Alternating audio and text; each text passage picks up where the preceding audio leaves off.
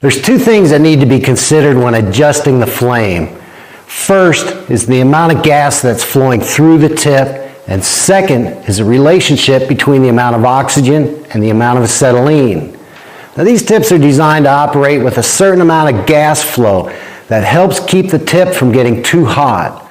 With a tiny little flame, you won't have enough gas flow to have that cooling effect.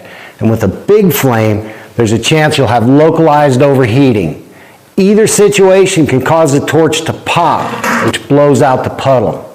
Now, adjusting the size of the flame isn't very difficult, but it is important. And with experience, you'll know by the way the flame looks, sounds, and how the puddle acts. If you're unfamiliar with this, a simple way is to open the acetylene valve a 1/16 to an 1/8 of a turn, light the torch, and slowly increase the acetylene until the flame just about quits producing the soot or smoke. This amount of gas should come close to producing the right size flame. Once the acetylene is adjusted, slowly open the oxygen valve. You'll start with a long flame, and as you increase the oxygen, a small cone will appear right at the tip. The idea is to keep adding oxygen until the long flame and the inner cone come together to form a nice sharp cone. Let's see what this looks like. I'll open the acetylene valve,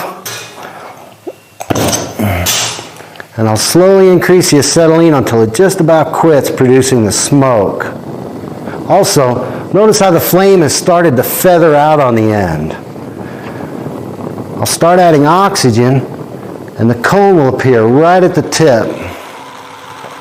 Keep adding oxygen until the long flame comes together to form a nice sharp cone. This is called a neutral flame, and this is what you want. If you add too much oxygen, it's called an oxidizing flame. Notice how the inner cone is thinned out and the increase in the rushing noise of the torch. Back to a neutral flame. If you don't add enough oxygen, the inner cone won't be sharp. And this is called a reducing flame. There's an excess of acetylene here. I'll add a little more oxygen, get back to a neutral flame. When I adjust the size flame on my torch, I like it right at the point where it makes a little noise. But regardless of the tip size or size flame you use, always adjust the oxygen and acetylene to get a neutral flame. Now, to shut this torch off, close the acetylene first, then the oxygen. That way the oxygen snuffs out the flame and fire doesn't go back down the torch.